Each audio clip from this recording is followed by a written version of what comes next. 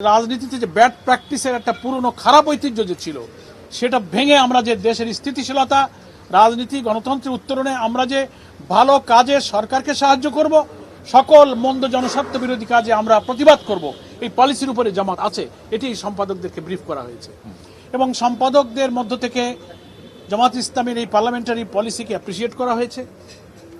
স্বাধীনতার 54 বছরে অনেকেই মন্তব্য করেছেন যে গঠনমূলক দেশকে স্থিতিশীল রেখে সরকারকে বিরোধিতার জায়গায় বিরোধিতা, সহযোগিতার জায়গায় সহযোগিতা করে বিরোধী দল একটা বৃহৎ ভূমিকা যে পালন করছে এটা আমরা এই প্রথম দেখতে পাচ্ছি।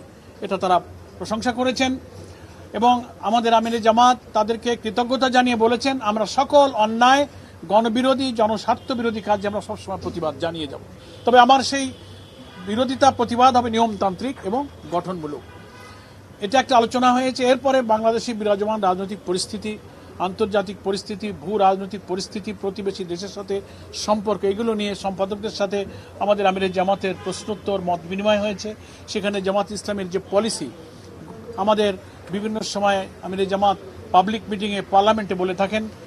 গতকালকে এখানে 11 দলীয় ঐক্যের সমাবেশে আলোচনা হয়েছে, যেটা মিডিয়াতে এসছে, সেগুলোই এখানে 11 দলীয় ঐক্যের শীর্ষ বৈঠকে সেগুলোই এখানে আলোচনা করা হয়েছে।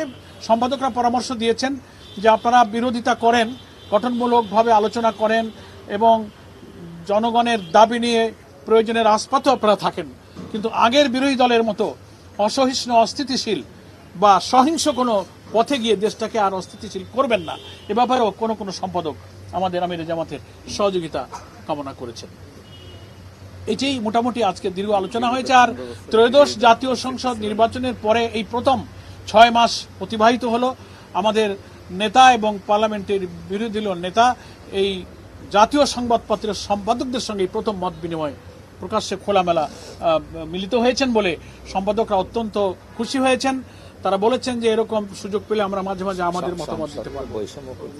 এবং জাতীয় সংসদে বর্তমান সরকারি দল বিরোধী দলের এমপিদের সঙ্গে কোথায় কোথায় বৈষম্য করছে, তারা উন্নয়ন কাজে, বরাদ্দে, বিলি বন্টনে, ইভেন পার্লামেন্টের ফ্লোরে আমাদের কথা বলতে দিতে, আইন প্রণয়নে, নানা নোটিশ গ্রহণের ক্ষেত্রে আমরা কি প্রচেষ্টা চালিয়েছি, বিদ্যুৎ, গ্যাস সংকট, আমাদের গণভোটের গণরায় কার্যকর করা, দ্রব্যমূল্য, প্রবাসীদের অধিকার, নানান ইস্যুতে জামাত যেসব ভূমিকা পালন করেছে, আমরা যে পার্লামেন্টে স্পিকার অথবা সরকারি দলের পক্ষ থেকে যে কি বলবো ইনসাফপূর্ণ কোনো আচরণ আমরা পাইনি, বরং অনেক জায়গায় আমরা বৈষম্যের শিকার হয়েছি, সেগুলো তিনি তুলে ধরেছেন।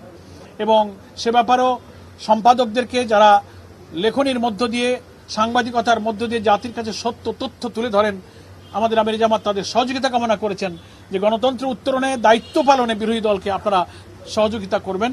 এ ব্যাপারে তিনি সম্পাদকদের কাছে সাহায্য কামনা করেছেন।